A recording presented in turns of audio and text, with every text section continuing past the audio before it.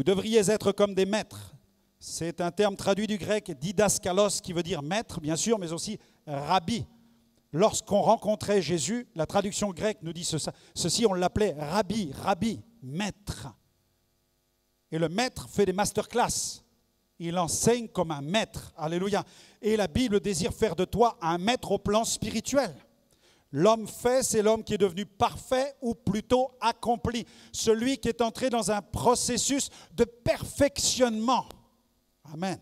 C'est-à-dire que tu ne vas plus vivre simplement pour qu'on te donne le biberon, mais tu vas vivre pour donner à manger aux autres. Tu vas donner le biberon aux petits et tu vas donner de la nourriture solide aux autres. Tu vas grandir dans la maturité. La sangsue, vous savez, elle a un proverbe, la Bible nous le dit, elle dit « donne, donne, donne ». Mais le chrétien ne peut pas vivre toute sa vie comme la sangsue en disant « pasteur, donne-moi du lait, pasteur, donne-moi du lait, donne-moi du lait ». Non, prends le beefsteak ce matin, amen. Il y a des steaks à prendre. Alléluia. Il y a de la bonne viande à prendre. Il faut manger de la nourriture solide, non seulement pour que tu grandisses, non seulement pour que nous grandissions, mais qu'après chacun d'entre nous, nous soyons équipés comme des mamans pour donner le biberon aux nouveaux qui se tournent vers Jésus dans l'Église. Et à ceux qui grandissent, on commence à leur donner de la nourriture plus solide. Et à ceux qui sont plus grands, on commence à leur donner des steaks. Là, une bonne nourriture pour qu'ils puissent marcher avec une forte énergie, avec l'énergie de Dieu. Amen. Passe de l'enfance à la maturité. Amen. La phase maturité consiste non plus à chercher à recevoir, mais à commencer à vouloir donner, servir les autres, soutenir l'œuvre de Dieu. Il y a au sein de GVC de nombreuses opportunités de service. Il y a plus que savourer tout ce que les leaders ont préparé au niveau de la louange et de la prédication. Amen. Vous aimez les restos? Bon, ben je ne vous inviterai pas. Vous aimez les restos? Amen. Vous aimez surtout la salle de restaurant, non? Vous aimez être servi, vous aimez manger un bon plat, mais il n'y aurait pas les bons plats s'il n'y avait pas des petites mains en train de s'affairer dans les cuisines, s'il n'y avait pas le plongeur qui est en train de s'occuper de laver les assiettes. Alléluia. S'il y a un bon repas, c'est parce qu'il y a derrière, dans les coulisses, quelqu'un qui s'affaire et qui travaille avec de la sueur qui coule sur son front. Alléluia. Si tu as une bonne louange, c'est parce qu'ils ont répété très tôt ce matin. Si tu as une bonne prédication, c'est parce que le pasteur a travaillé toute la semaine sa prédication et il a prié pendant la nuit pour que le matin tu aies un repas solide, pour que tu puisses le recevoir, le digérer et grandir. Alléluia, gloire à Dieu. Amen. Dieu soit béni. Dans un magasin, il n'y a pas que la vitrine, il n'y a pas que les rayons. Non, il y a le chef de rayon, mais il y a aussi les magasiniers. Ils passent leur temps dans les stocks, ils vont chercher tout cela. J'ai fait magasinier, j'en avais jusque-là. C'est difficile. C'est difficile de travailler dans la zone des stocks, de travailler dans les coulisses. Et puis quand arrive 9 heures que le magasin ouvre, tous les clients rentrent dans le supermarché. Ils trouvent tous les produits magnifiquement alignés dans les rayons. Mais ils n'ont aucune vision de ceux qui se sont mis à marcher depuis 5 heures, 6 heures du matin pour les remplir afin de les servir. Servir, c'est la maturité. Amen. Dieu nous appelle à la maturité. Dieu appelle chacun d'entre nous à nous engager pleinement parce qu'il y a plus de bonheur à donner qu'à recevoir. Amen. Gloire à Dieu. C'est ce que la Bible déclare. La croissance vers la maturité implique l'identification à Jésus. Dans 1 Jean 3,2, il est dit que nous serons un jour semblables à lui, dans la gloire. Dans 1 Jean chapitre 4, verset 17, le même auteur dit « Tel il est Jésus, tel nous sommes aussi dans ce monde. » L'identification, je dirais que le service, bien aimé, le service sans l'identification peut terminer dans le chaos. S'il n'y a pas d'identification à Jésus, notre service peut connaître un flop. Parce que nous devons servir, non pas pour servir. Le but n'est pas l'activisme. Parce qu'on peut tous s'agiter. On peut tous s'exciter dans une église. On peut tous carboniser dans une église. Mais le but n'est pas de carboniser, mais de brûler. Amen. Et le meilleur moyen de servir, c'est dans l'identification à Jésus. C'est que celui qui sert le fait avec le cœur, le feu, l'amour, l'âme, l'esprit de Jésus. Le zèle de ta maison me dévore. Amen. Et seul le feu de l'esprit peut le faire. Mais si nous servons par la chair, tel Moïse a pu le faire à un certain moment de sa vie, il a frappé 2 fois le rocher alors que Dieu lui demandait simplement de lui adresser la parole. Il lui suffisait de demander au rocher de donner de l'eau et le rocher libérait l'eau vive pour désaltérer le peuple. Mais emporté par l'irritation et l'agacement, il a frappé le rocher et il s'est privé d'entrer dans la destinée. Nous ne devons pas servir dans la chair, quel que soit le type de service. Il n'y a pas sur l'estrade les gens spirituels et ceux qui tiennent le balai dans l'église, les gens qui seraient charnels. Non. Le matériel, c'est aussi spirituel. Le naturel, c'est aussi spirituel. Le naturel, c'est spirituel. Je le répète, c'est important. Faire les choses naturelles, c'est aussi spirituel. Prendre soin de sa famille, c'est spirituel. Prendre soin de son épouse, prendre soin de son mari, c'est spirituel. Ne disons pas il y a le naturel, il y a le spirituel. Le spirituel, c'est l'église, c'est Dieu, c'est la prière, c'est la louange. Le reste à la maison, c'est la chair, c'est le monde. Non. Ouh. Ça, c'est chaotique. Là, tu vas dans le chaos. Là, tu vas te noyer. Non. Servir, c'est spirituel. S'occuper des autres, c'est spirituel. Il n'y a pas que le ministère du prédicateur qui est spirituel ou les chanteurs qui élèvent les cantiques à la gloire de Dieu. Non. Alléluia. Le charnel, c'est ce qui comprend l'activité satanique et l'activité du péché. Ça, c'est la chair. La chair peut être corrompue. Elle est corrompue par l'esprit du monde et par la mentalité du diable. Là, la chair peut devenir extrêmement toxique. C'est pourquoi elle doit être crucifiée. Mais marchez par l'esprit, vous n'accomplirez pas les désirs de la chair. Et si tu marches par l'esprit, tu vas accomplir des choses tout à fait naturelles que Dieu considère comme étant des choses spirituelles. Dieu va les voir comme quelque chose qu'il agrée, qu'il reçoit et sur lequel il va déposer sa faveur. Amen. Amen. Fais de nous, Seigneur, des hommes et des femmes spirituels. Mais il le fait par le Saint-Esprit. Vous lirez ce passage en détail chez vous dans 2 Corinthiens 3, versets 12 à 18. Mais je vais m'arrêter sur le dernier verset où il est écrit « Nous sommes transformés en la même image ». Verset 17. « Or, le Seigneur, c'est l'Esprit. » Amen. Et là où est l'Esprit du Seigneur, là est la liberté. Nous tous qui, le visage découvert, contemplons comme dans un miroir la gloire du Seigneur, nous sommes transformés en la même image, de gloire en gloire, comme par le Seigneur, l'Esprit.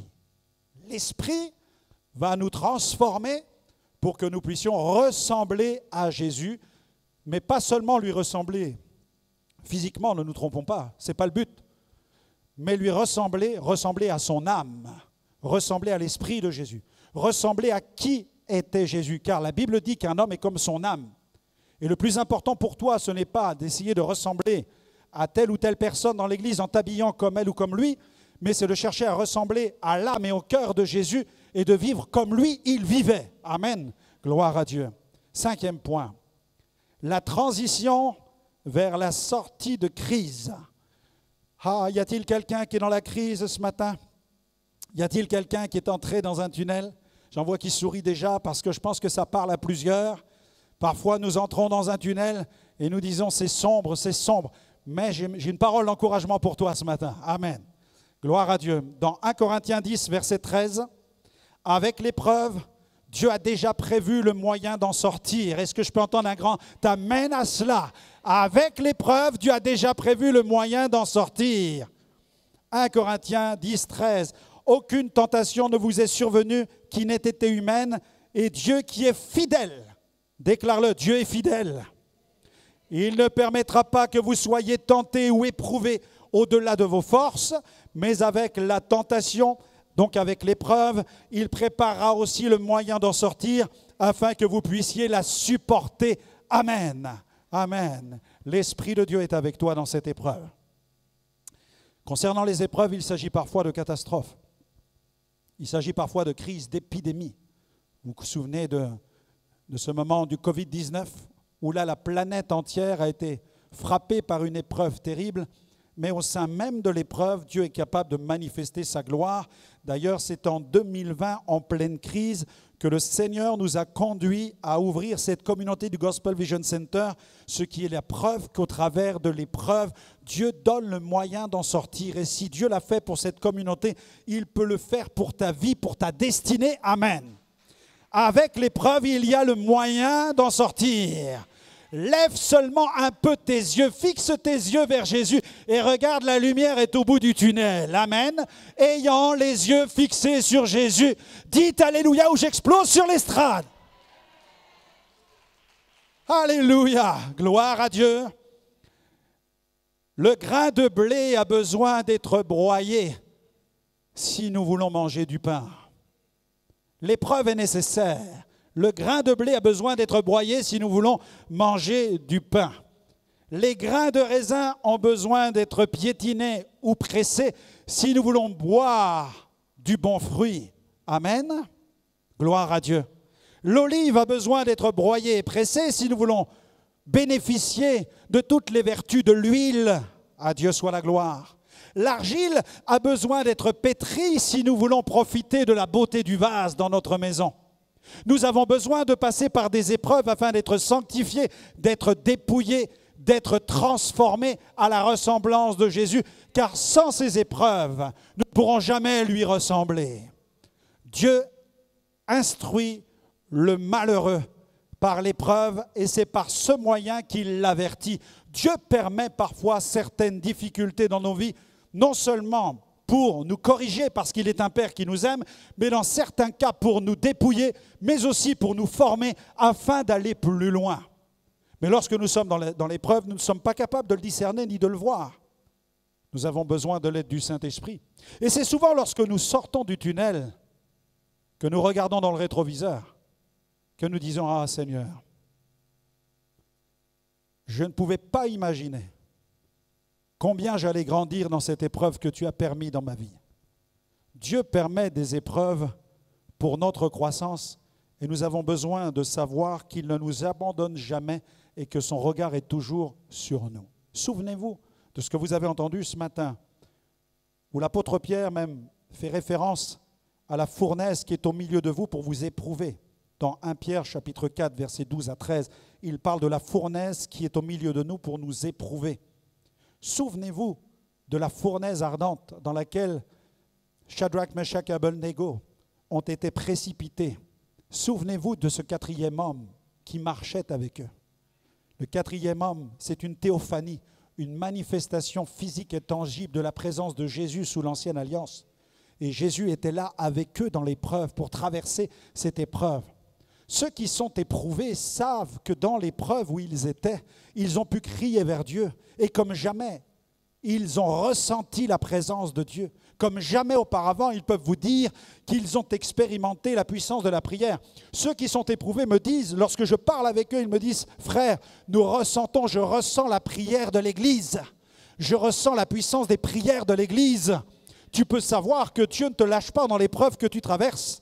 Vous connaissez tous l'histoire de notre frère Patrice qui était ramassé dans une voiture qui n'était plus qu'un amas de débris, de tôle, qui a été héliporté à Reims, pour lequel nous prions depuis plus d'1 mois. Vous vous souvenez de l'épreuve par laquelle il est passé, de l'épreuve dans laquelle il est toujours, mais comment le Seigneur lui a fait grâce alors que son cœur, une partie de son cœur a été déchirée, abîmée, que ses côtes étaient brisées, que son bassin était explosé, alors qu'il recommence à marcher, que très bientôt il va être à Troyes ici, en rééducation, que nous allons aller le voir, que Dieu le remet sur pied par la puissance du Saint-Esprit. Alors qu'une telle restauration aurait réclamé des mois entiers. Mais Dieu a appuyé sur l'accélérateur, amen.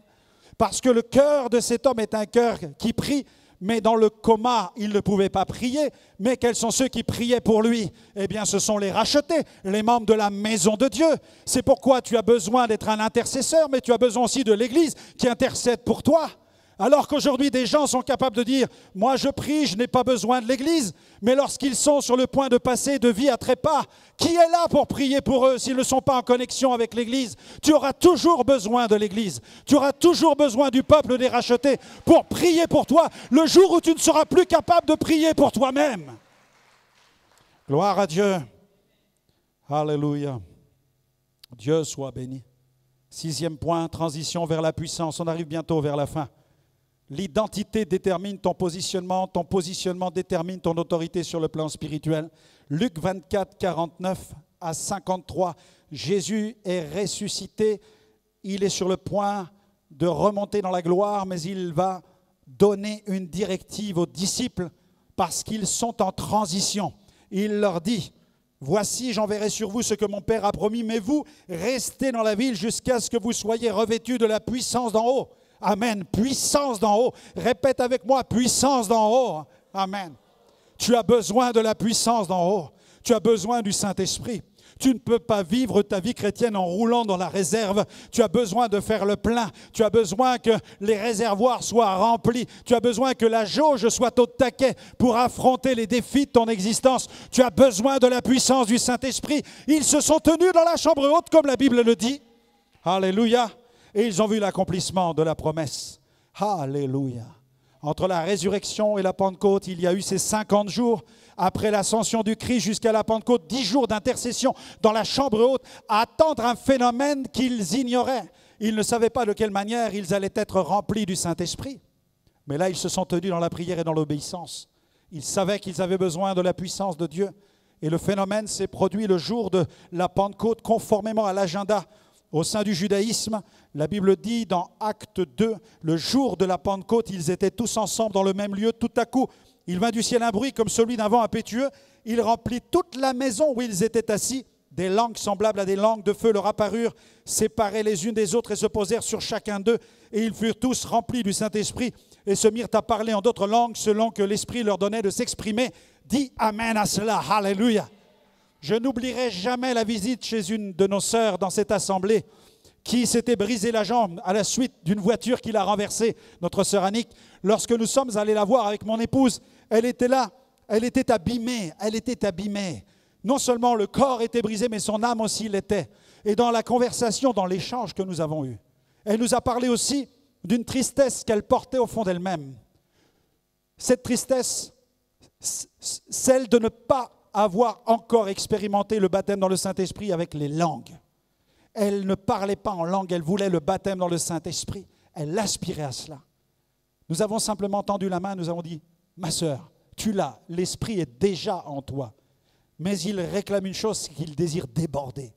Et à l'instant même, alors qu'elle était dans son fauteuil, dans son lit, le Saint-Esprit est descendu sur elle, elle s'est mise à parler en langue, ce qui signifie que tout au long de cette épreuve, elle n'a pas été seule, mais elle avait l'onction du Saint-Esprit, elle pouvait parler en langue pendant des heures dans l'épreuve qu'elle traversait. Tu as besoin de la puissance de Dieu pour traverser les épreuves que tu vas rencontrer. Nous ne sommes pas des vendeurs de rêves à te dire il n'y aura pas de difficulté, il n'y aura pas d'épreuve. Dieu dit qu'avec l'épreuve, il donne le moyen d'en sortir. Ce que Dieu dit de façon implicite, c'est qu'il y en aura.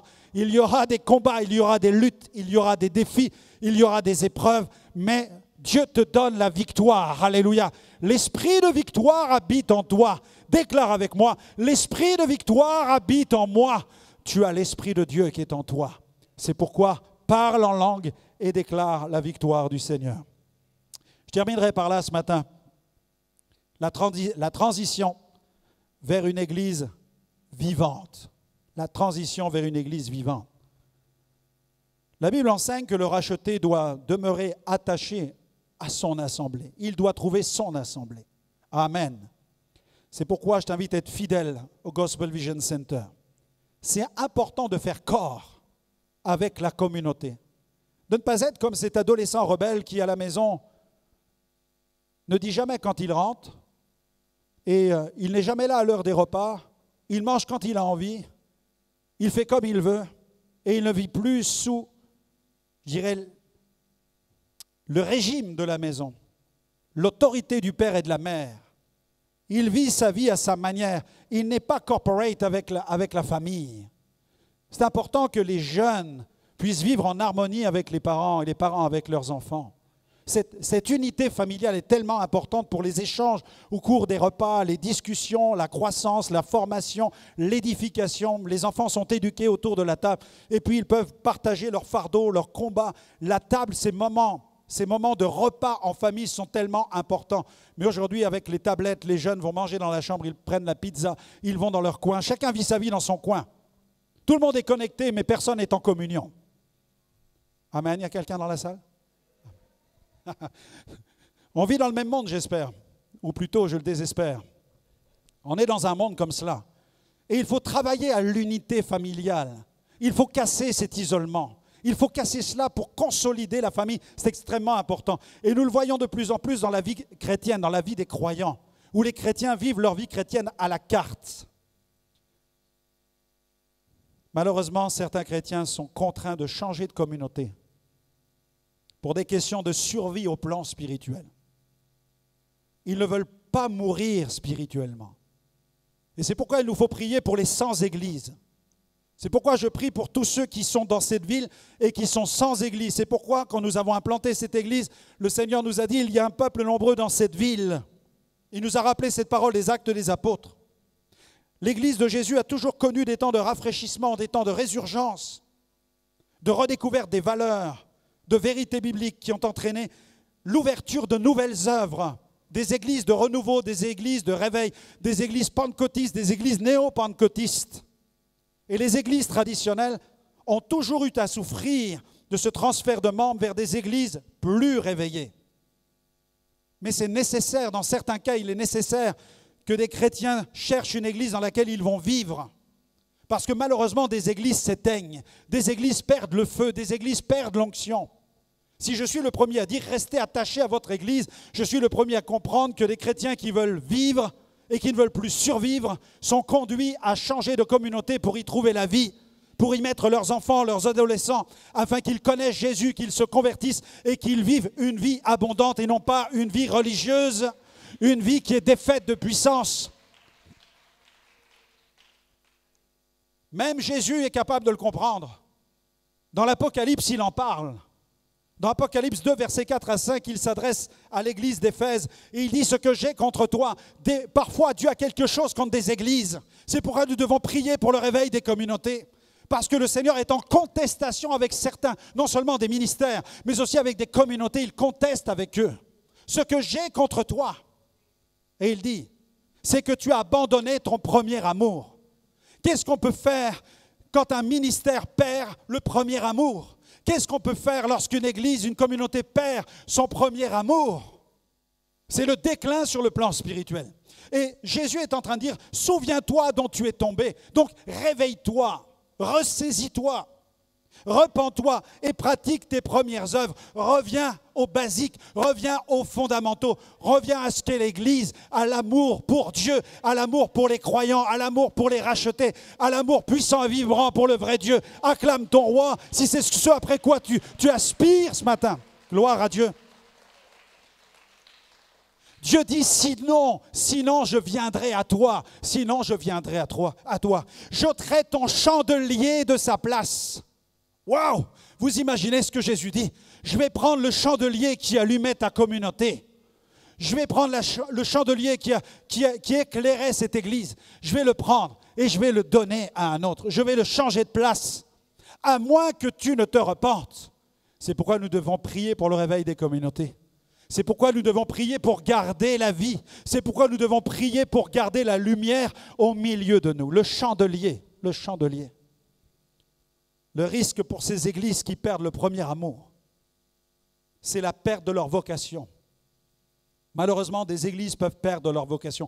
L'histoire chrétienne nous montre que des mouvements entiers ont perdu leur vocation. La vie d'église, frères et sœurs, n'est certainement pas un jeu. La vie d'église, c'est un véritable défi pour nous. C'est un défi. Le chandelier, qui est l'image extraordinaire. La première mention du chandelier se trouve dans le livre de l'Exode. C'est un accessoire du mobilier que Dieu voulait dans le tabernacle où le sacrificateur venait pour le rencontrer et présenter les offrandes afin que le peuple soit pardonné, soit purifié. Sans le chandelier, le lieu saint n'était pas éclairé. Le sacrificateur ne pouvait pas officier, il ne pouvait pas opérer. Sans le chandelier de Dieu, sans la lumière de la vérité, Sans la lumière divine au milieu de nous, nous ne pouvons pas avancer. Nous ne pouvons pas prospérer spirituellement. Nous avons besoin du chandelier, non seulement dans la communauté, mais aussi dans nos maisons, au plan spirituel. Nous l'avons besoin dans notre cœur. Chacun individuellement, nous devons être équipés du chandelier de Dieu. Jésus a dit, je suis la lumière du monde. Il a dit, vous êtes la lumière du monde. Il était fait d'or pur. Ça nous parle de la nature de Dieu, de l'excellence que Dieu attend aussi à l'égard de son peuple. Si Dieu met au milieu de son peuple un chandelier d'or pur, il est en train de nous dire, je veux que vous soyez purs comme l'est ce chandelier. L'or, il était d'or, le métal le plus précieux qui soit. Il devait être façonné tel un arbre. Il était composé de 6 branches avec un tronc central, ce qui lui permettait d'être doté de 7 lampes. Et plusieurs passages de la Bible parlent aussi de l'amandier, car les branches devaient ressembler à une fleur d'amandier qui était ouverte, une fleur ouverte qui apporte la lumière, le témoignage de la grâce, le témoignage aussi de l'huile de Dieu, le témoignage de la lumière divine. Il faut que la lumière vienne par la grâce, il faut qu'elle vienne par l'huile, il faut qu'elle vienne par le Saint-Esprit. Gloire à Dieu. Nous avons besoin du chandelier dans la maison de Dieu. Plusieurs passages de la Bible parlent de l'amandier qui est toujours le premier arbre à fleurir et à porter des fruits au printemps. C'est prophétique, le chandelier. Il annonce le réveil. La lampe devait être entretenue par les sacrificateurs, elle ne devait jamais s'éteindre. 24 heures sur 24, la lampe devait conserver sa fonction de luminaire à l'intérieur du tabernacle. Pas question d'éteindre la lampe. De la même manière que pour toi, tu ne peux pas vivre la vie chrétienne simplement 2 heures par semaine en disant « je suis chrétien le dimanche et le lundi je deviens pécheur et je suis pécheur jusqu'au samedi soir et dimanche matin j'irai me faire pardonner mes péchés à l'église ». Non, ça ne peut pas fonctionner comme ça. Tu dois porter la lumière toute l'année. Chaque jour que Dieu fait, tu dois être la lumière. Tu es la source de la lumière. Cette lumière ne doit pas s'éteindre et l'église c'est cette lumière. Dans Apocalypse 1:20, le Christ lui-même déclare que les 7 chandeliers sont les 7 églises. Les 7 chandeliers sont les 7 églises. Une église doit être un chandelier. Une église ne doit pas être un système religieux, mais une église doit apporter la lumière de Christ. Jésus doit être au cœur de la vie de l'église. Il doit être cette lumière qui transforme le cœur de tous ceux qui viennent et qui se rassemblent. Le chandelier comporte d'autres symboles. Il était fait d'une seule pièce, comme le Christ est un avec son Église. Il n'y a pas Jésus et l'Église, mais il y a le corps de Christ et Christ qui est la tête. Nous faisons un avec lui. Nous servons Jésus. On l'a chanté tout à l'heure. Un seul nom, le nom puissant de Jésus-Christ. Amen. La Bible dit que ces 7 lampes du chandelier sont comme les yeux de Dieu. Ils vont par toute la terre et c'est par le chandelier que nous avons la vision du monde et que nous pouvons voir les besoins de l'humanité et apporter la lumière sur la planète et vivre l'expansion du royaume de Dieu. Offre une